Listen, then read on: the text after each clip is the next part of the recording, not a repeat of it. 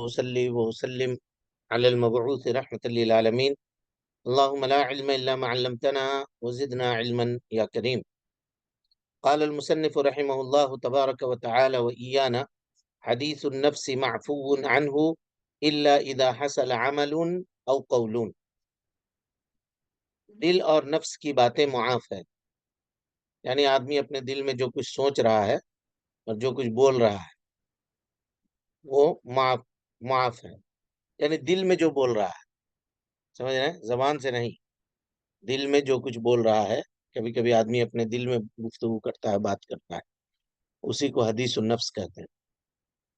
دل کے خیالات، یا آپ ارادہ بھی کریں، لیکن ارادے میں کبھی ارادہ ایسی ہوتا ہے اور کبھی پختہ ارادہ ہوتا ہے. تو پختہ ارادے کا کیا حکم ہے، اور اسی طرح سے کوئی کھٹکا اگر دل کے اندر پیدا ہوا تو اس کا کیا حکم ہے، ابھی ہم تفصیل آپ کے سامنے رکھیں گے. حدیث النفس معفو عنہ، دل میں اگر کوئی خیال آ رہا ہے، کوئی کھٹکا پیدا ہو رہا ہے تو وہ معاف ہے، مگر جب اس پر عمل یا کلام ہو، یہاں تک کہ آدمی اس کو بول دے اپنی زبان سے یا اس کے اوپر عمل کر لے، تو ایسی صورت میں اس کا مواخذہ ہوگا. ایسی صورت میں اس شخص کا مواخذہ ہوگا، یعنی اس کو گناہ ملے گا یا اس کو عذاب ملے گا. حدیث النفس جو ہے نا، اسی کو نجوہ کہتے ہیں. حدیث النفس کو ہی نجوہ کہتے ہیں. انسان اپنے دل میں کچھ قول و قرار کرتا ہے کہ میں یوں کروں گا، میں ایسا کروں گا، میں فلاں کے ساتھ یہ کروں گا، اس کے ساتھ ایسا کروں گا. یہ سب خیالات اپنے دل کے اندر وہ جماتا ہے یا خیالات بناتا ہے، اپنے دلوں کے اندر سوچتا ہے، قرار کرتا ہے، کچھ پلاننگ کرتا ہے، جس کو آپ کہہ سکتے ہیں. انسان کا نفس جو ہے یہ برائیوں سے بھی لگا ہوا ہے اور اچھائیوں سے بھی لگا ہوا ہے، یعنی نفس امارہ بھی ہے اور نفس لوامہ بھی ہے اور نفس مطمئنہ بھی ہے. تو رہی بات نفس امارہ کی، تو انسان کو برائیوں کی طرف، شر کی طرف ابھارتی ہے اور ادھر حکم دیتی ہے. اور نفس لوامہ کدھر ابھارتی ہے جی؟ نیکیوں کی طرف، یعنی برائیوں پہ ملامت کرتی ہے. ہاں، نفس لوامہ. اور بولیے جی،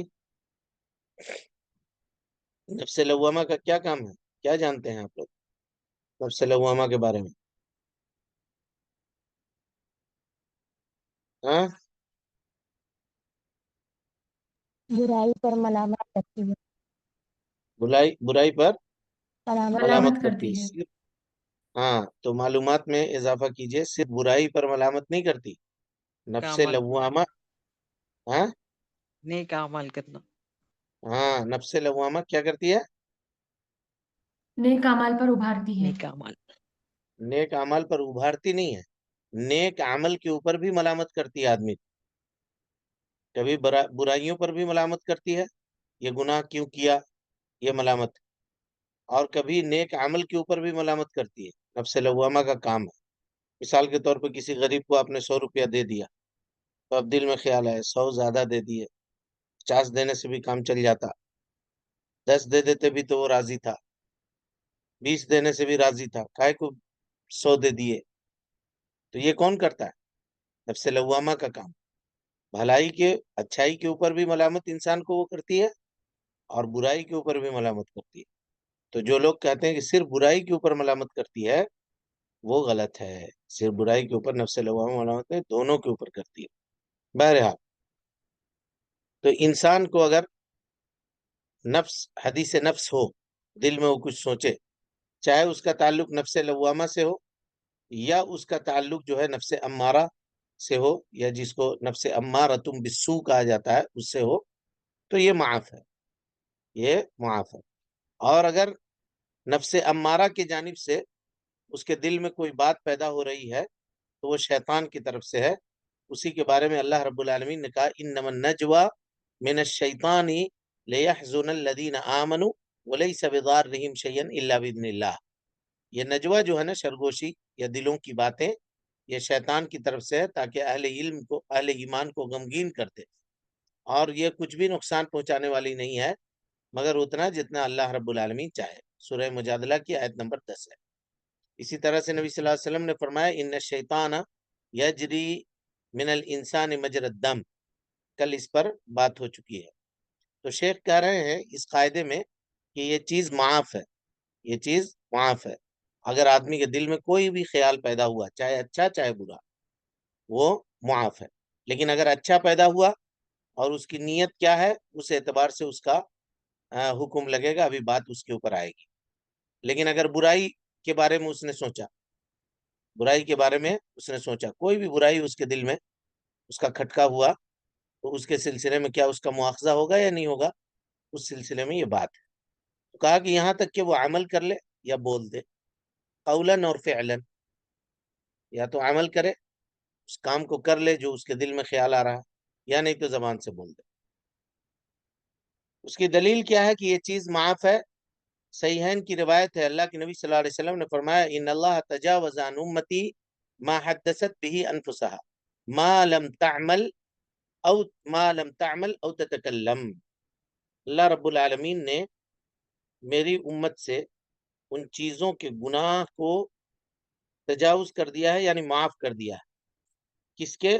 جو اس کے دل کے اندر کھٹکا پیدا ہوتا ہے، ما لم تعمل، یہاں تک کہ وہ اس کے اوپر عمل کر لے، او تتکلم، یا وہ بول دے زبان سے۔ جب تک نہیں بولے گا، جب تک اس کے اوپر عمل نہیں کرے گا، تک وہ گناہ اس کا نہیں لکھا جائے گا۔ یہاں تک سمجھے یا نہیں سمجھے؟ الحمدللہ شیخ، سمجھ میں آئے۔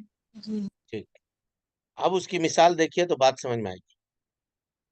کوئی آدمی نماز پڑھ رہا ہے، اس کے دل میں یہ خیال آ رہا ہے، نماز میں کھڑا ہے، لیکن دل میں یہ سوچ رہا ہے کہ اب بازار جائیں گے، کچھ خریدیں گے سامان، یا کچھ اور سوچ رہا ہے، گھر جا کے یہ کریں گے، تو کیا کہیں گے؟ تمہاری نماز باطل ہے؟ نہیں بولیے۔ نہیں نہیں نہیں نہیں، اس کی نماز باطل نہیں ہے۔ یا نماز ہی میں ہے اور وہ سوچے کہ کوئی گناہ کرے گا، اس کے دل میں خیال پیدا ہو گیا، تب؟ نہیں، باطل نہیں ہے۔ یا نماز کے علاوہ ہے، سوچ رہا ہے کہ ہم چوری کریں گے، والعیاذ باللہ، یا سوچ رہا ہے کہ کسی کو ماریں گے، یا کوئی برائی کا کام انجام دیں گے، سوچ رہا ہے، ابھی دل کے اندر خیال ہے، تو ہم یہ اس کو نہیں کہیں گے کہ تم گناہ گار۔ دلیل اس کی کیا ہے؟ وہی ہے حدیث ان اللہ تجاوز عن امتی ما حدثت به انفسها ما لم تعمل او تتکلم۔ لیکن ایک آدمی بہت پختہ ارادہ کر لے کہ ہم یہ گناہ کریں گے، لیکن اسباب نہیں مہیا کر سکا، وہ اسباب مہیا نہیں کر سکا، تو ایسی صورت میں نیت کے پختگی کے اوپر اس کو گناہ ملے گا۔ سمجھ رہے ہیں؟ ایک بات ہوئی کہ ایک خیال آیا دل میں، ایک چیز آئی کہ نیت پختہ ہے، پختہ نیت ہے کہ ہم یہ کام کریں گے، لیکن اسباب مہیا، اس کو موقع نہیں ملا وہ جرم کرنے کا یا وہ گناہ کرنے کا، تو اس کی نیت کے اوپر اس کو گناہ ملے گا، اس کی نیت کے اوپر اس کو گناہ ملے گا۔ تو اب اگر ایسے سمجھیے گا تو کہیے کہ کوئی بھی عبادت نیت کے اعتبار سے اس کی 3 قسم ہوگی۔ کوئی بھی عبادت نیت کے اعتبار سے اگر اس کو دیکھا جائے تو اس کی 3 قسم ہوگی۔ ٹھیک ہے، پہلی قسم دیکھیے، انسان اپنے دل میں کسی بھی نیکی کا خیال کرے، کوئی بھی نیکی، جیسے کوئی آدمی یہ نیکی کرنے کا سوچے کہ آج کے دن ہم روزہ رہیں گے، ایک مثال دے رہے ہیں، اور کل سوچا کہ آج جمعرات کا دن ہے تو آج ہم روزہ رکھیں گے، آپ سوچ کے سو گئے، الارم بھی لگا دیا، سب کچھ کر لیے، لیکن آپ کی آنکھ ہی نہیں کھلی، آپ اس کے اوپر قادر ہی نہیں ہو سکے، آنکھ ہی نہیں کھلی۔ آنکھ کھلی کب؟ دیکھا کہ 7 بج گیا ہے، 8 بج گیا ہے۔ یہ الگ بات ہے کہ بغیر سحری کے بھی آپ روزہ رکھ سکتے ہیں، لیکن اگر آپ نہیں رکھتے ہیں روزہ تو ایسی صورت میں آپ کو اس عمل کا اجر ملے گا، اس عمل کا اجر ملے گا، لیکن کب؟ جب آپ نے سارا انتظام کیا تھا، تب، یعنی اٹھنے کا پورا انتظام کیا تھا، تب جا کر کے اس کا اجر آپ کو ملے گا، اور اس کی بہت ساری مثالیں ہیں۔ دوسری مثال، انسان نے یہ ارادہ کیا کہ ہم مثال کے طور پہ ہم میں سے کوئی اس وقت ارادہ کیا کہ ہم لوگ ابھی چاشت کی نماز ہم پڑھیں گے، وضو بھی کر لیا لیکن نماز پڑھنے کے لیے جا رہا تھا، اچانک فون آ گیا کہ چلو کہیں فلاں جگہ جانا ہے تم کو، آفس میں آؤ، حاضر ہو جاؤ، باس نے کال کر کے بلا لیا، یا کوئی اور بات ہو گئی، اسکول سے کال آ گیا بچے کے، یا کوئی بھی مسئلہ ہو گیا جس میں آدمی پھنس گیا اور نماز اس کی نکل گئی، تو ایسی صورت میں اس کو پورا مکمل اجر ملے گا، گویا کہ اس نے نماز پڑھی ہے، وللہ الحمد، گویا کہ اس نے نماز پڑھی ہے، کیونکہ اس نے نماز کے لیے وہ نکلا بھی، وضو بھی کر لیا، لیکن نیت اس کا پختہ اور کامل اور مکمل تھا، لیکن وہ نماز نہیں پڑھ سکا، تو اس کو پورا اجر اور ثواب ملے گا۔ اسی طریقے سے انسان یہ ارادہ کیا ہے کہ وہ درس میں حاضر ہوگا، کلاس میں حاضر ہوگا، اور کلاس میں حاضر ہونے کے لیے سارے اسباب اسے اختیار کر لیے، سب کچھ کر لیا، لیکن ٹھیک 10 بجے جس وقت کلاس آنا تھا کوئی ایسا معاملہ پیش آ گیا کہ وہ کلاس میں حاضر نہیں ہو سکا، تو کلاس میں بیٹھنے کا جو اجر ہے اللہ رب العالمین کی جانب سے علم دین سیکھنے کا، وہ اس کو ملے گا، وہ اس کو ملے گا۔ یہ 3 مثالیں ہم نے آپ کے سامنے دی۔ دلیل اس کی کیا ہے؟ نبی صلی اللہ علیہ وسلم نے فرمایا، صحیح مسلم کی روایت ہے، اذا التقى المسلمان بسیفیہما، دو مسلمان اگر آپس میں تلوار کے ذریعے سے ملاقات کرتے ہیں، یعنی جھگڑا کرتے ہیں، فالقاتل والمقتول کلاہما فی النار، تو جو قاتل ہے وہ بھی جہنم میں جائے گا، اور جو مقتول جو قتل کر دیا گیا وہ بھی جہنم میں جائے گا۔ صحابہ نے پوچھا، اللہ کے نبی صلی اللہ علیہ وسلم، ھذا القاتل، اس نے تو قتل کیا ہے، یہ بات سمجھ میں آ رہی ہے کہ گناہ کیا ہے، فما بال المقتول، جو قتل ہو گیا اس کا کیا گناہ تھا؟ تو نبی صلی اللہ علیہ وسلم نے کہا، انہ کان حریصا علی قتل صاحبہ، وہ بھی تلوار اٹھایا ہوا تھا، اس کو موقع نہیں ملا تو وہ نہیں کر سکا، موقع ملتا تو ہو سکتا تھا وہی پہلے گردن اڑا دیتا اس کی۔ جب اس نے تلوار اٹھا لی اور اپنے بھائی کے اوپر تلوار کو بلند کیا یہ سوچتے ہوئے کہ ہم اس کو مار دیں گے، تو اس کے اس عمل کا وزر اور گناہ اس کے اوپر ملے گا، اس کے اوپر ملے گا، اس لیے کہ اس نے عمل کا ارادہ کیا اور اس کے جو اسباب تھے اس کو اختیار کیا، تو ایسی صورت میں اس کو بھائی کے قتل کرنے کا گناہ ملے گا۔ حدیث سمجھے یا نہیں سمجھے؟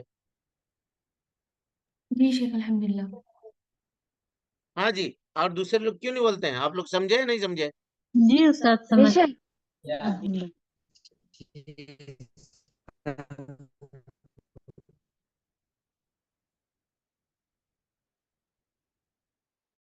نہیں سمجھیے تو بولیے گا کہ نہیں سمجھے۔ دلیل سمجھ میں آ گئی؟ جی جی ہاں استاد شیخ، یہ الحمدللہ۔ ہاں برائی والی دلیل ہے۔ جی جی۔ دوسری قسم ہے، یہ پہلی قسم ہوئی، اس کی ہم نے تقریباً 2 مثالیں آپ کے سامنے رکھی۔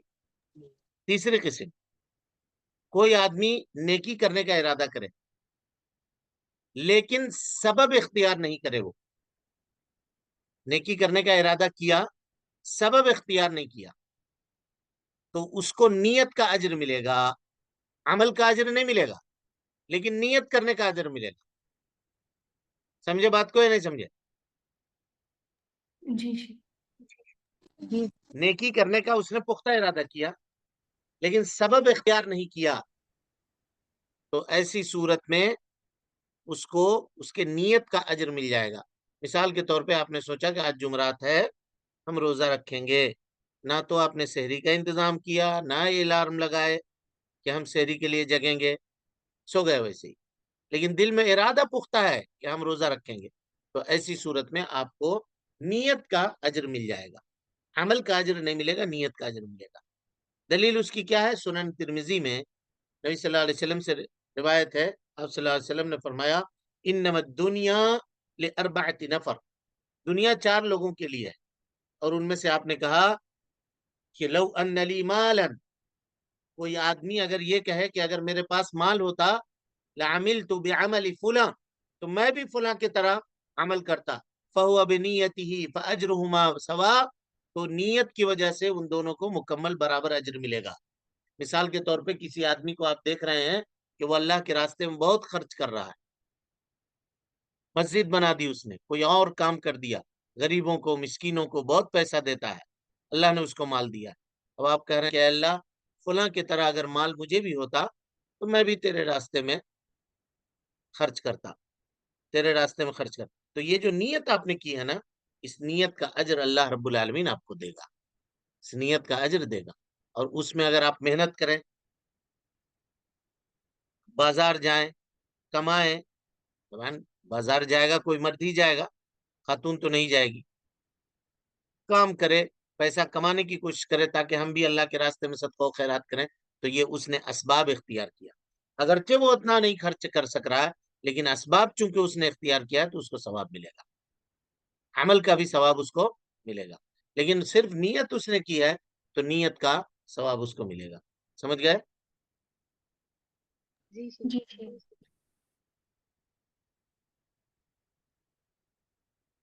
اسی طریقے سے اگر کوئی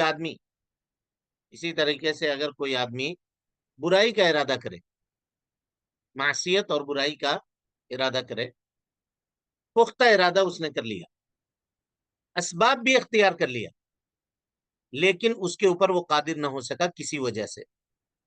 مثال کے طور پہ ایک شخص نے آگے چوری کریں گے، والعیاذ باللہ، نکلا رات کو چوری کرنے کے لیے، جس گھر کو اس نے ٹارگٹ کیا تھا وہاں گیا، دروازے کے پاس پہنچا تو دیکھا کہ سی سی ٹی وی کیمرے لگے ہوئے ہیں چاروں طرف، اگر کچھ کیا تو پکڑے جائیں گے. واپس آ گیا، کیا ہوگا بولیے؟ اس کو گناہ ملے گا. گناہ ملے گا پورا شیخ. گناہ ملے گا، جی. پورا گناہ ملے گا. سمجھ گئے؟ مکمل چوری کرنے کا گناہ ملے گا. ایک بات تو یہ ہوئی. اگر کوئی انسان گیا چوری کرنے کے لیے، والعیاذ باللہ، پہنچ گیا جہاں چوری کرنا تھا، نیچے کھڑا ہے، اللہ کا خیال آیا دل میں کہ چوری کریں گے، حرام کیا ہے اللہ تعالیٰ نے، کل قیامت کے دن کیا جواب دیں گے. اللہ کے خوف سے ڈر گیا وہ اور واپس آ گیا. تب اس کو گناہ نہیں ہوگا، گناہ نہیں ہوگا بلکہ شیخ. بلکہ بلکہ ثواب اس ہوگا. کو اجر ملے گا. اجر ملے گا، ثواب ملے گا. اور یہ وہ ثواب ہوتا ہے، یعنی اللہ کے ڈر سے، اللہ کے خوف سے کوئی آدمی اگر گناہ کو چھوڑ دے تو اس کی اتنی بڑی فضیلت ہوتی ہے کہ انسان کے برے وقت میں یہ عمل بہت کام آتا ہے. انسان اگر پھنسا ہوا ہے نا کہیں، اور کوئی برا وقت اس کے اوپر آیا ہوا ہے تو یہ عمل بہت کام آتا ہے. یاد کیجئے وہ 3 لوگوں کو، غار میں جو لوگ پھنسے تھے، اس جی میں سے شیخ. ایک نے کیا کہا تھا؟ اس نے کہا تھا کہ اللہ، میں نے اپنے چچیری بہن کو، چچا زاد بہن کو قرض دیا تھا 1200 درہم، تقریباً 1.5 کلو سونا، 1.5 کلو سونا دیا تھا، اور اس کو برائی کے اوپر ابھارا. اور جب میں برائی پر قادر ہو گیا اور عورت رونے لگی تو اور میں نے اس کو، اللہ خوف سے، میں نے تیرے خوف سے میں نے اس کو معاف کر دیا، اور یہ کام اگر میں نے اللہ خالصۃ لوجہ اللہ کیا ہے تو غار سے اس پتھر کو ہٹا دے. تو اللہ رب العالمین نے پتھر کو غار سے ہٹا دیا. سمجھ گئے؟ اور اسی کے بارے میں اللہ نے کہا وَأَمَّا مَنْ خَافَ مَقَامَ رَبِّهِ وَنَهَى النَّفْسَ عَنِ الْهَوَىٰ فَإِنَّ الْجَنَّةَ هِيَ الْمَأْوَىٰ. وَأَمَّا مَنْ خَافَ مَقَامَ رَبِّهِ وَنَهَى النَّفْسَ عَنِ الْهَوَىٰ. اور اسی طرح سے کہا اما من خاف مقام ربه جنتان. یہی ہے نا جی؟ جی شیخ. وَلِمَنْ خَافَ مقام ربه جنتان. اللہ کے خوف سے جو آدمی برائی کو ترک کر دے، چھوڑ دے، اللہ رب العالمین اس کو دوہری جنت عطا کرے گا. دوہری جنت سے مراد کیا ہے جی؟ ایک سونے کی اور ایک چاندی کی. ایک سونے کی اور ایک چاندی کی. چاندی کی. یہ دوہری جنت ہے نہیں شیخ. کیا؟ بولیے، جلدی بولیے، اسی طرح کی آگے ایک پڑھنا. جنت نشا، ایک جنت اور اسی طرح کی دوسری جنت شیخ. اتنا پتہ نہیں شیخ، لیکن دو اتنا معلوم. دو جنہیں کی ہے.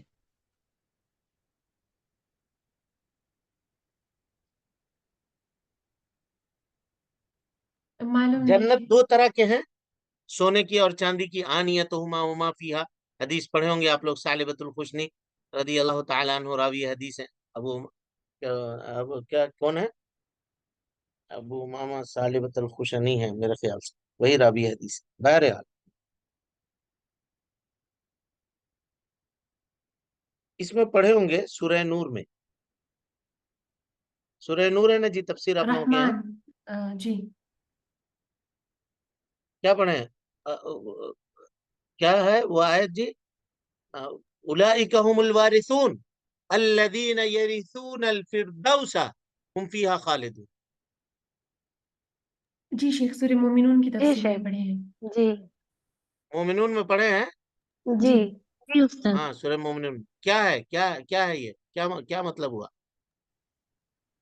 جنت الفردوس اعلیٰ جنت، جنت کا سب سے اعلیٰ حصہ، سب سے سب سے اعلیٰ. اونچا اور اعلیٰ حصہ.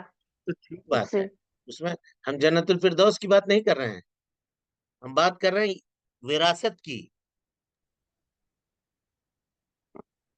جنت وراثت کے کاہے کو وارث. کہا؟ لفظ وراثت کو کاہے کو استعمال کیا جی؟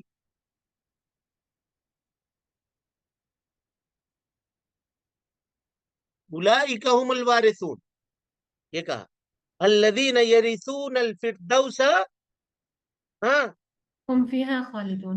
هم فیہا خالدون کاہے کو؟ جو اس میں داخل ہوں گے اس کے وارث ہو جائیں گے. ارے ہمیشہ کے لیے. داخل ہوں گے تو وارث ہوں گے. وارث کا ہونے کا کیا معنی ہوگا؟ وراثت میں ملنے کا کیا معنی ہوگا؟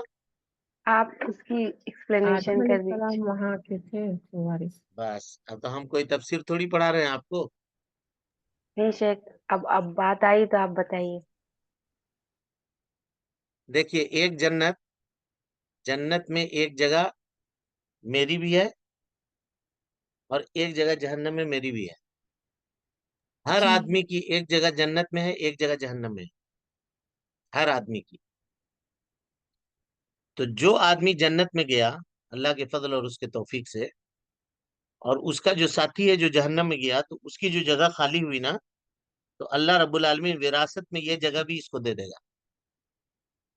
حافظ ابن کثیر رحمۃ اللہ علیہ نے یہی تفسیر کی ہے. وَأَمَّا مَنْ خَافَ مَقَامَ رَبِّهِ وَنَهَى النَّفْسَ عَنِ الْهَوَىٰ فَإِنَّ الْجَنَّةَ هِيَ الْمَأْوَىٰ وَلِمَنْ خَافَ مَقَامَ رَبِّهِ جَنَّتَانِ. سمجھ رہے ہیں؟ تو یہی وہ وراثت ہے، یہی وہ وراثت ہے کہ اس کی جگہ جو خالی ہوئی تھی وہ جہنم میں چلا گیا، اور اس کی جگہ یہاں پر خالی ہوئی، یہ اس کو دے دے گا. اور اس کو جو یہاں ملا ہے، اس کی جگہ جو جہنم میں خالی ہوئی ہے وہ اس کو مل جائے گی والعیاذ باللہ.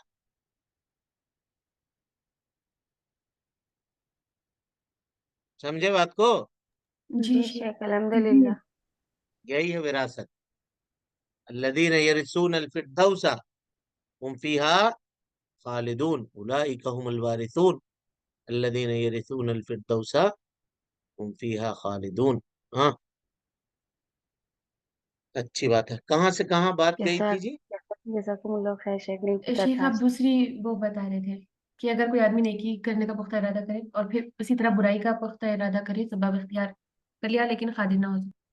ہاں اسباب اختیار کر لیا لیکن قادر نہ ہو سکا، تو اس کو پورا وزر ملے گا، گناہ پورا مکمل ملے گا. اور اسی طریقے سے اس کی ایک اور مثال لیجئے. مثال کے طور پہ کسی نے سگریٹ پینے کا ارادہ کیا، اللہ تعالیٰ محفوظ رکھے ہم سب کو. بازار گیا بھی، دکاندار کو پیسہ بھی دے دیا، ڈبہ خرید بھی لیا، لیکن قادر نہ ہو سکا پینے کے لیے، تو اس کو پینے کا پورا گناہ ملے گا. دلیل اس کی وہی حدیث اذا التقى المسلمان بسيفيهما فالقاتل والمقتول كلاهما في النار. فقالوا يا رسول الله هذا القاتل فما بال المقتول فقال كان حريصا على قتل صاحبه. وہ جو ہے اس کے دوست کو یا اس کے ساتھی کو قتل کرنے کا حریص تھا. ٹھیک ہے، تو اسی کو کیا کہتے ہیں؟ نیت کا گناہ. کیا کہتے ہیں؟ نیت کا نیت کا گناہ. گناہ. اچھا، اچھی بات ہے. اسی طریقے سے کوئی آدمی کے دل میں معصیت کا خیال آیا، ٹھیک ہے، کسی انسان کے دل میں معصیت کا خیال آیا، لیکن اس کے اسباب کو قائم کرنے سے قاصر رہا، وہ عاجز ہو گیا، اسباب نہیں لا سکا۔ مثال کے طور پر مثال دیکھیے، کسی آدمی نے شراب پینے کا ارادہ کیا لیکن اس کے پاس پیسہ نہیں ہے، اس کے پاس پیسہ نہیں ہے، اگر پیسہ ہوتا تو پی لیتا، والعیاذ باللہ، اب کیا ہوگا؟ گناہ نہیں ملے گا۔ کائے کو گناہ نہیں ملے گا؟ اس کو نیت نیت کا، کا گناہ ملے گا اس کو۔ اس کو نیت کا گناہ ملے گا، جیسے وہاں ثواب دیا تھا نا نیت کا، ویسے ہی یہاں نیت کا گناہ ملے گا۔ پختہ ارادہ کر لیا ہے، نیت پوری ہے، پیسہ ملتا تو کر لیتے گناہ، تو ایسی صورت میں کیا ہوگا؟ اس کو پورا گناہ ملے گا۔ اچھی بات ہے، اگر کوئی آدمی گناہ کرتا ہے نا تو گناہ کا گناہ تو اس کو ملے گا، معصیت کا، لیکن اس گناہ کے اوپر جو اثر مرتب ہوتے ہیں نا اس کا بھی گناہ اس کو ملے گا۔ سمجھے بات کو یا نہیں سمجھے؟ نہیں جی۔ گناہ کی دو قسم ہوتی ہے، ایک تو یہ ہے کہ انسان کے ذات تک اس کا یہ جو ہے وہ مقصور ہوتا ہے۔ مثال کے طور پر کوئی آدمی نماز چھوڑ رہا ہے تو اس کا معاملہ اس کی ذات تک ہے کہ نہیں؟ اس کی جی ذات ہاں تک نہ جی۔ ہے جی، جی ہاں۔ کسی دوسرے کو تو نقصان نہیں ہو رہا، لیکن کوئی آدمی بدکاری کر رہا ہے والعیاذ باللہ، تو ایسی صورت میں بولیے اور بھی لوگ اس میں انوالو ہوں گے۔ گناہ متعدی ہو رہا ہے، جی۔ تعدیہ پڑی جا رہی ہے، تو ایسی صورت میں اگر کوئی کسی اجنبیہ سے بدکاری کرتا ہے تو کتنا اس کو گناہ، اس کے آثار کا بھی گناہ اس کو ملے گا کہ اس نے اجنبی اولاد کو، ہاں ایسے اولاد کو یا ایسے اولاد کے وجود کا وہ سبب ہوا جو جائز نہیں تھا، ایک۔ دوسری بات کہ اس نے خاتون کو مفسد کر دیا اس کے شوہر کے لیے، تو اب اس کے جتنے بھی اثرات مرتب ہوں گے، اس کے خاندان کے بدنامی کا سبب ہوا، اور جو معاملات ہوئے سب اس کے اوپر ایڈ کرتے چلے جائیے، ان تمام گناہوں کے آثار کے حساب سے اس کو گناہ ملے گا، صرف اتنا نہیں کہ جتنا اس نے کیا اتنا ہی گناہ ملے گا۔ سمجھے یا نہیں سمجھے؟ جی استاد۔ جی جی۔ ہاں، دلیل اس کی کیا ہے؟ تو اللہ کے نبی صلی اللہ علیہ وسلم نے فرمایا لا تقتل نفس ظلما الا صنع له ابن آدم الاول کفل من دمها لانه اول من سن القتل۔ دنیا میں جو بھی کوئی شخص مظلومانہ طریقے کے اوپر قتل کر دیا جائے گا تو اس کے قتل کے گناہ کا کچھ نہ کچھ چھینٹا حضرت آدم علیہ السلام کے پہلے بیٹے قابل کو بھی پڑے گا۔ کیوں؟ لأنه اول من سن القتل، اس لیے کہ اسی نے ناحق خون بہانے کا یہ طریقہ دنیا میں رائج کیا تھا۔ اب جتنے ناحق خون دنیا میں ہوں گے تو جتنا گناہ قاتل کو ملے گا اتنا گناہ قابل کو ملے گا، دونوں اس گناہ میں کیا ہوں گے؟ برابر ہوں گے۔ کاہے؟ لأنه اول من سن القتل، اس لیے کہ اس نے سب سے پہلے وہ طریقہ ایجاد کیا تھا قوم کے اندر۔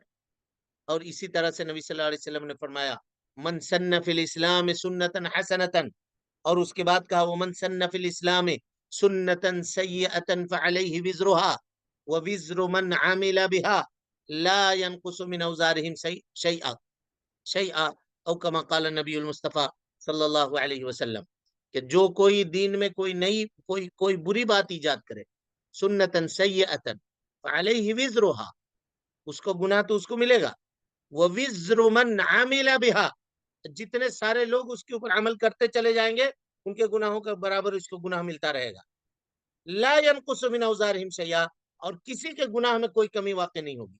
اسی لیے کوئی بات کہنے سے پہلے، کوئی قول کہنے سے پہلے، کوئی معاملہ کرنے سے پہلے 1000 مرتبہ سوچئے گا کہ کہیں ہم مرد تو چلے جائیں گے، آج لوگ شیئر کر دیتے ہیں ایک بٹن میں، انسان مر جائے گا، قبر میں چلا جائے گا، لیکن اس کی برائی باقی رہ جائے گی، جب تک لوگ اس کو دیکھتے رہیں گے، اس کو سنتے رہیں گے، ہاں اس کے قبر میں بھی اس کی برائی وہ لکھی جاتی رہے گی۔ اسی لیے 1000 توبہ ان چیزوں سے بچیے گا۔ اور ویسے اللہ تعالیٰ کہتا ہے سورہ نحل کی آیت ہے وَإِذَا قِيلَ لَهُم مَاذَا أَنزَلَ رَبُّكُمْ قَالُوا أَسَاطِيرُ الْأَوَّلِينَ، وَإِذَا قِيلَ لَهُم مَاذَا أَنزَلَ رَبُّكُمْ قَالُوا اساطیر الاولین، جب ان مکہ والوں سے کہا جاتا ہے کہ یہ قرآن مجید جو اللہ تعالیٰ کی طرف سے نازل کردہ کتاب ہے، اس کی بابت تم کیا کہتے ہو، اس کتاب کے متعلق کیا خیال ہے تمہارا؟ تو کہتے ہیں کہ اساطیر اولین ہے۔ اساطیر اولین مانے اگلے لوگوں کی قصے اور کہانیاں ہیں، داستان پارینہ ہے۔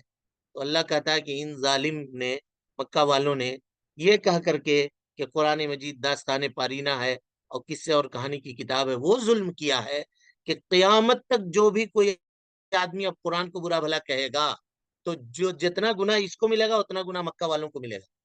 لِيَحْمِلُوا أَوْزَارَهُمْ كَامِلَةً يَوْمَ الْقِيَامَةِ، ایسا کرنے والے لوگ اپنے گناہوں کا پورا پورا بوجھ اپنے کندھے پر اٹھائے ہوئے ہوں گے، اور صرف اپنا ہی بوجھ نہیں، کہا وَمِنْ أَوْزَارِ الَّذِينَ يُضِلُّونَهُمْ بِغَيْرِ علم، بغیر علم کے، بغیر ہدایت ربانی کے جن جن لوگوں کو گمراہ کیا ہوگا، ان تمام لوگوں کی گمراہیوں کا بدلہ ان کے کاندھے کے اوپر اللہ تعالیٰ ڈال دے گا۔ اللہ کہتا ہے الا ساء ما یزرون، کتنا برا بوجھ یہ لوگ اٹھاتے ہیں کہ ایک غلط بات، ایک غلط قول، ایک غلط چیز معاشرے کے اندر رائج کر کے تمام لوگوں کے گناہوں کا بدلہ اپنے کندھے کے اوپر اٹھاتے ہیں۔ الا ساء ما یزرون، لہذا اگر کوئی آدمی سوچتا ہے معصیت یا برائی اور معصیت کو انجام دیتا ہے، اگر وہ متعدی ہے تو تعدیہ کے اعتبار سے جب تک اس کا ایفیکٹ ہوگا اس کے گناہ کے اندر اتنا اضافہ ہوگا، اس کے گناہوں کے اندر اتنا اضافہ ہوگا۔ اسی کو کہتے ہیں کہ معصیت کا گناہ اس کے اثر کے اعتبار سے ملتا ہے، جیسے اس کا اثر ہوگا جس طرح سے وہ تمام چیزوں میں اس کا گناہ اس کو ملتا چلا جائے گا۔ اب ظاہر ہے بدکاری کیا، پھر وہ اس سے اولاد ہوئی، اس اولاد کو آر لاحق ہوئی، وہ کبھی سر اٹھا کر کے نہیں چلے گا، لوگ کہیں گے کہ اس کے باپ کا پتہ نہیں ہے۔ اب اس کو جو تکلیف ہوگی، اس کو جو معاملہ ہوگا، اس کا گناہ بھی اس کے کندھے پر جائے گا،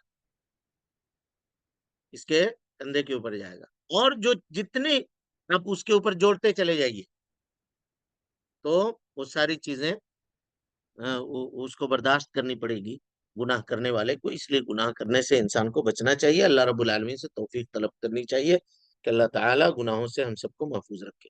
جی جی شیخ، چلیں۔ شیخ آپ نے بتایا تھا 3 حالتیں ہیں نا، 3 اس قسمیں کی ہوں گی، کوئی بھی عبادت کی نیت کے اعتبار سے 3 قسمیں ہوں گی۔ ہاں، تو پہلا تو یہ تھا دل میں نیکی کا خیال کرے لیکن اس پہ قادر نہیں ہو سکے تو اس کو اجر ملے گا، جب اس نے سارا انتظام کر لیا تو مکمل عمل کا اجر ملے گا۔ دوسرا تھا سبب اختیار نہیں کیا تو اس کو نیت کا اجر ملے گا۔ تیسرا شیخ؟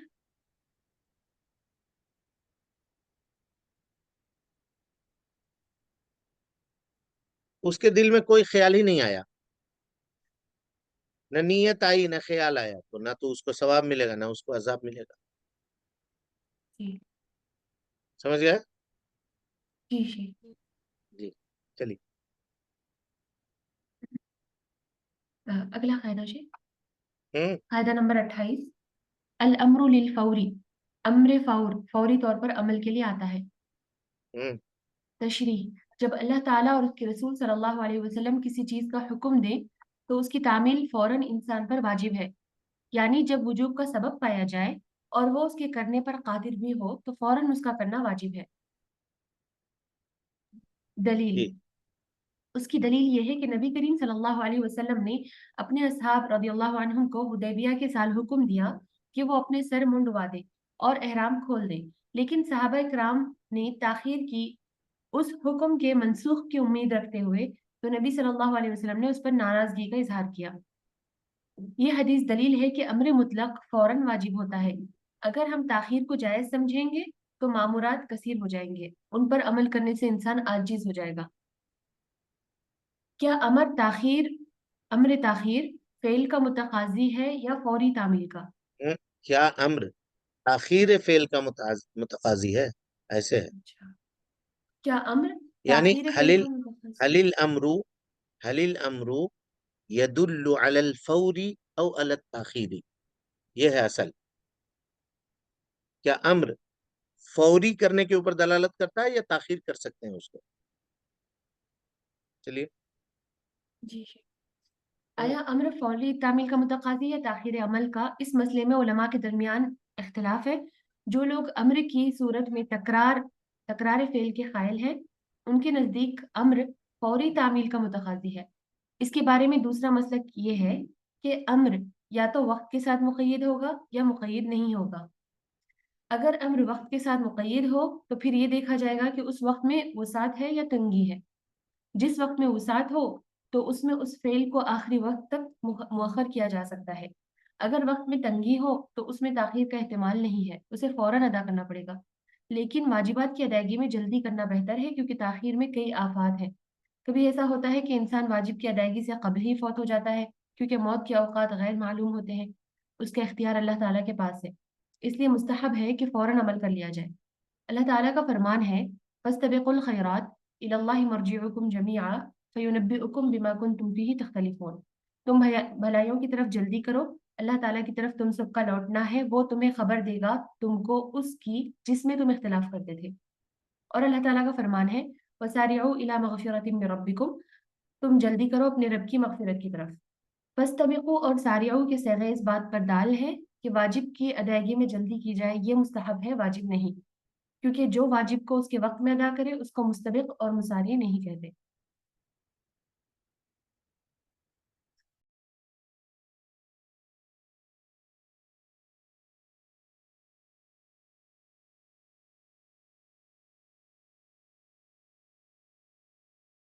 شیخ آپ کا مائک میوٹ ہے۔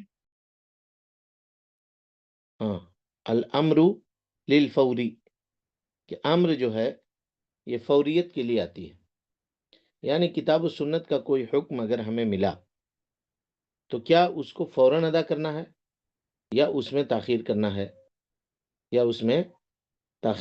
کیا تاخیر کر سکتے یا نہیں کر سکتے۔ تو اوامر میں آپ سب کو معلوم ہے کہ اصل یہ ہے کہ وہ وجوب کے اوپر دلالت کرتا ہے امر، الا یہ کہ کوئی صارف ہو ایسا کہ امر کو وجوب سے استحباب کی طرف لے جائے۔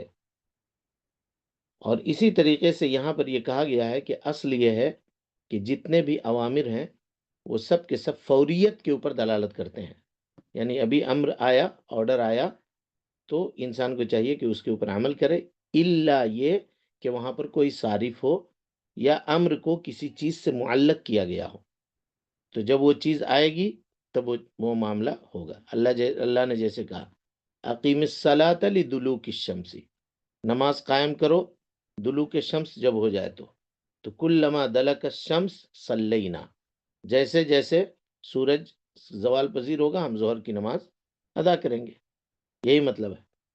تو زوال شمس جب پایا جائے گا تب تک ظہر کی نماز ادا کرنی پڑے گی، یہاں پر وہ معنی ہے۔ تو امر جو ہے یہ فوریت کے لیے آتا ہے، یہی اصل ہے۔ دلیل اس کی کیا ہے؟ حضرت مسور ابن مخرمہ رضی اللہ عنہ روایت کرتے ہیں کہ جب اللہ کے نبی صلی اللہ علیہ وسلم نے صلح حدیبیہ کے موقع پر صحابہ کرام کو حکم دیا کہ وہ سب کے سب اپنے احرام سے حلال ہو جائیں، تو صحابہ رک گئے، بات نہیں مان رہے تھے، سوچ رہے تھے کہ ہو سکتا ہے عمل منسوخ ہو جائے، کیونکہ یہ سب کے سب آئے تھے عمرہ کرنے کے لیے، بہت دنوں سے خانہ کعبہ کو دیکھا نہیں تھا، وطن تھا ان کا مکہ، وہاں تھے۔ جب نبی صلی اللہ علیہ وسلم نے خواب بیان کر دیا، لقد صدق اللہ رسولہ الرؤیا بالحق لتدخلن المسجد الحرام ان شاء اللہ آمنین محلقین رؤوسکم ومقصرین لا تخافون فعلم ما لم تعلموا فجعل من دون ذلك فتحا قریبا۔ ہاں، لقد صدق اللہ رسولہ الرؤیا بالحق، نبی صلی اللہ علیہ وسلم نے خواب دیکھا تھا کہ ہم خانہ کعبہ میں جا رہے ہیں، داخل ہو رہے ہیں، طواف کر رہے ہیں، کوئی خوف نہیں ہے۔ صحابہ سے بیان کیا، کہا چلیے اسی سال چلیں گے۔ نکل پڑے لوگ، مشتاق تھے، ان کا شوق بڑھا ہوا تھا، اسی لیے کہا کہ احرام اتار دو، کہا کہ نہیں اب مکہ پہنچ جائیں گے، یہاں سے سامنے ہی ہے، احرام کر عمرہ کر کے آئیں گے، کہے کو احرام اتاریں گے، یہ سوچ رہے تھے وہ لوگ۔ اتنے میں اللہ کے نبی صلی اللہ علیہ وسلم ناراض ہوئے اور ام سلمہ رضی اللہ عنہا کے پاس آپ گئے، ام المومنین ام سلمہ کے پاس، اور کہا کہ کیا ہو گیا ہے لوگوں کو کہ میں انہیں کسی کام کے کرنے کا حکم دیتا ہوں اور وہ میری بات نہیں مانتے۔ تو ام سلمہ رضی اللہ عنہا نے نبی صلی اللہ علیہ وسلم کو مشورہ دیا کہ ایک کام کیجئے، آپ حلاق کو بلائیے اور پہلے آپ وہ کام کر لیجئے، جب آپ کو دیکھیں گے وہ کرتے ہوئے تو صحابہ بھی وہ کرنے لگیں گے۔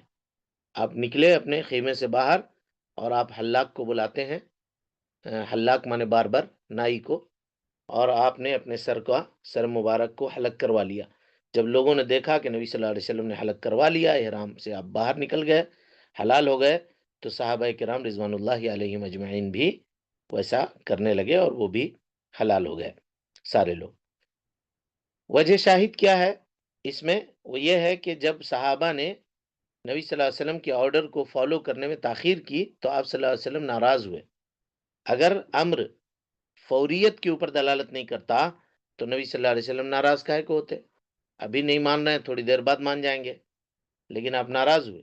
کیا ہوا لوگوں کو کہ میں کوئی بات کہتا ہوں ان کو تو وہ عمل نہیں کرتے۔ اسی طرح سے دوسری حدیث ہے ام المومنین حضرت عائشہ صدیقہ رضی اللہ عنہا راویہ ہیں، کہتی ہیں حجۃ الوداع میں اللہ کے نبی صلی اللہ علیہ وسلم نے ان صحابہ کو حکم دیا جو لوگ اپنے ساتھ ہدی کا جانور لے کر نہیں آئے تھے، ہدی کا جانور لے کر نہیں آئے تھے، وہ اپنے احرام سے حلال ہو جائیں اور تمتع کریں۔ یہ حکم دیا نبی صلی اللہ علیہ وسلم نے کہ حج کو عمرہ سے بدل دیں اور تمتع کریں۔ صحابہ کرام اس سے رک گئے، اللہ کے نبی صلی اللہ علیہ وسلم ناراض ہوئے کہ ہم حکم دیتے ہیں تم لوگ یہ نہیں کرتے۔ تو یہ اس بات کے اوپر دلالت کرتی ہے، یہ بات کہ امر جو ہے یہ فوریت کے اوپر دلالت کرتی ہے، ورنہ اللہ کے نبی صلی اللہ علیہ وسلم ناراض نہ ہوتے۔ اسی طریقے سے اگر میں آپ کو یہ کہوں کہ کہیے، بولیے، یا کوئی کسی کام کے کرنے کا حکم دو، اگر آپ تاخیر کریں تو ہمارے اوپر ناراض ہونا ہے کہ ہم ناراض ہوں۔ بالکل اسی طرح سے کہ جس طرح سے کوئی آقا اپنے غلام کو کہے، آپ لوگ غلام نہیں ہیں لیکن مثال کے لیے سمجھا رہا ہوں کہ کوئی آقا اگر اپنے غلام سے کہے کہ یہ کام کرو اور غلام فوری طور پر وہ کام نہ کرے، تو کیا آقا کا حق نہیں ہے کہ وہ ناراض ہو؟ بالکل حق ہے، ناراض ہو، اس کو ڈانٹ سکتا ہے، اس کو یہ کر سکتا ہے۔ تو یہ اس بات کے اوپر دلالت کر رہا ہے کہ امر جو ہے وہ فوریت کے لیے آتا ہے۔ صحابہ کرام رضوان اللہ علیہم اجمعین نے اس سے یہی سمجھا ہے، اسی لیے وہ کوئی بھی حکم اگر نازل ہوتا تو اس کو عمل کرنے کے لیے جلدی کرتے۔ تو یہی قول جو ہے وہ زیادہ راجح ہے کہ امر جو ہے وہ فوریت کے اوپر دلالت کرتا ہے۔ اور اسی طریقے سے اس سلسلے میں اصل میں دو قول ہے فقہا کے۔ امام شافعی رحمۃ اللہ علیہ کہتے ہیں کہ امر جو ہے وہ تراخی کے اوپر دلالت کرتا ہے، تراخی مانے تاخیر کر سکتے ہیں۔ اور دوسرے لوگ کہتے ہیں کہ نہیں، امر جو ہے وہ فوریت کے اوپر دلالت کرتا ہے، فوراً اس کو کرنا ہے امر اگر آپ نے سنا تو کہا ٹھیک ہے، اگر تاخیر کے اوپر دلالت کرتا ہے تو کیا دلیل ہے آپ کی شافعیہ؟ دیجئے دلیل۔ تو کہا اللہ کے نبی جناب محمد رسول اللہ صلی اللہ علیہ وسلم جب فجر کی نماز سے سو گئے تھے، صحابہ کرام، واقعہ یاد ہے نا آپ سب کو؟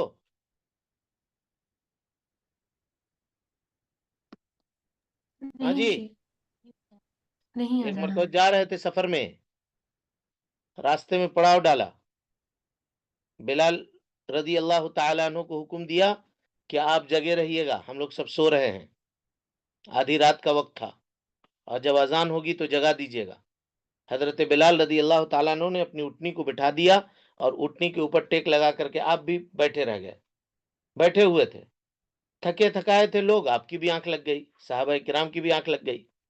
سب سے پہلے جن کی آنکھ کھلی وہ حضرت عمر بن خطاب تھے۔ سورج کی روشنی جب آ کر کے آپ کے چہرے کے اوپر پڑی تو آپ کی آنکھ کھلی، اب کھڑے ہوئے، اللہ اکبر زور سے نعرہ لگایا۔ یہ سنا تو دیگر اور جو صحابہ تھے وہ سب کے سب کھڑے ہو گئے، جگ گئے۔ فجر کی نماز نہیں ہوئی تھی، سورج طلوع ہو گیا تھا۔ آپ صلی اللہ علیہ وسلم نے کہا کہ نکلو یہاں سے، سب کے سب نکلو، نکلو جلدی، اس وادی میں شیطان ہے، اس وادی میں شیطان ہے۔ وہاں سے نکلے صحابہ کرام اور اس کے بعد وضو کیا اور فجر کی نماز ادا کی، فجر کی نماز ادا کی۔ یہ واقعہ نہیں سنے تھے اس سے پہلے؟ نہیں سنے تھے شیخ۔ سنے تھے۔ امام مسلم نے واقعے کو نقل کیا ہے۔ تو امام شافعی کہتے ہیں کہ اگر امر وجوب کے اوپر دلالت کرتا تو اللہ کے نبی، امر جو ہے فوریت کے اوپر دلالت کرتا تو اللہ کے نبی صلی اللہ علیہ وسلم جس وقت اٹھے تھے اسی وقت پڑھ لینا چاہیے تھا نماز۔ کاہے کو کہا کہ اٹھو، یہاں سے نکلو. اب جب صحابہ نکلے ہوں گے تو بستر وغیرہ سمیٹا ہوگا، یہ کیا ہوگا اور نکلے ہوں گے، تھوڑی تو تاخیر ہوئی ہوگی. اس سے یہ پتا چلا کہ امر جو ہے وہ تراخی کے اوپر دلالت کرتا ہے، وجوب کے اوپر نہیں دلالت کرتا. ہاں جی، یہاں آپ لوگوں سے ایک سوال ہے. اللہ کے نبی صلی اللہ علیہ وسلم کے بارے میں حدیث ہے کہ آپ صلی اللہ علیہ وسلم نے فرمایا کہ میری آنکھیں سوتی ہیں اور دل جاگتا ہے نا؟ حدیث سنا ہے نہیں سنا ہے؟ جی شیخ. جی ہاں. تو پھر جب آپ کو وقت کا پتہ کیسے نہیں چلا، سو کیسے گئے؟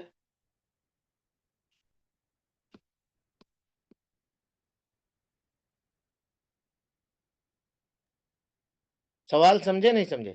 جی استاد. کیا جی جواب شیخ. دیجیے گا؟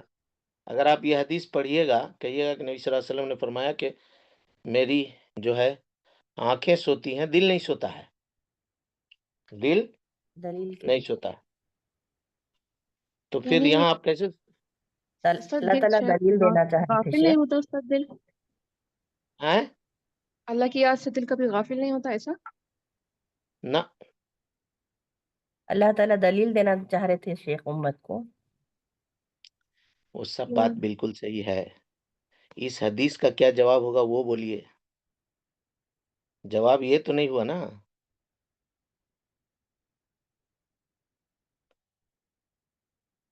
اگر کوئی منکر حدیث ابھی آپ کے سامنے آئے اور کہے کہ ہم حدیث اسی لیے تو نہیں مانتے ہیں، یہاں کہہ رہے ہیں کہ میرا دل جگتا ہے اور فجر کی نماز سے سو گئے، تاخیر ہو گئی، اسی لیے تو کہتے ہیں کہ نہیں مانو، قرآن کو مانو، حدیث میں یہی سب ٹکراؤ ہے، تب اس کو کیا جواب دیجیے گا؟ جلدی بولیے، 2 منٹ ہے بس. استاد معلوم نہیں ہے شیخ. انسان سے غلطی ہو جاتی ہے ایسا؟ ہاں. بھائی یہی نا ان کو ایکسٹرا یہ تھا، کیا کہتے ہیں اس کو جی، خصوصیت. خصوصیت کو انگریزی میں کیا کہتے ہیں؟ اسپیشیلٹی. اسپیشلٹی. جی. ہاں. نہیں معلوم استاد. تو پھر کیسے جواب دیں گے شیخ؟ مختصر سا جواب دیجیے گا، کہیے گا وقت کا پتہ آنکھ سے چلتا ہے کہ دل سے؟ آنکھ سے. تو آنکھ تو سوتی تھی کہ جگتی تھی؟ سوتی تھی. سوتی تھی استاد. وہی تو ہے. تو کہاں حدیث میں ٹکراؤ ہے؟ صحیح. دل جاگنے کا مطلب کیا ہے شیخ پھر؟ دل جگنے کا مطلب یہ کہ دل جگتا تھا آپ کا، اللہ کی یاد سے کبھی بھی آپ کا دل غافل نہیں ہوتا تھا، یہ مطلب ہے. لیکن یہاں وقت کی بات ہو رہی ہے نا. جی. فجر کی نماز کا وقت ہو گیا، دل سے پتہ چلے گا کہ آنکھ سے پتہ چلے گا؟ جی شیخ. آنکھ سے استاد. تو آنکھ آپ کی جاگ رہی تھی کہ سو رہی تھی؟ سو رہی تھی استاد. سو کوئی رہی ٹکراؤ ہے؟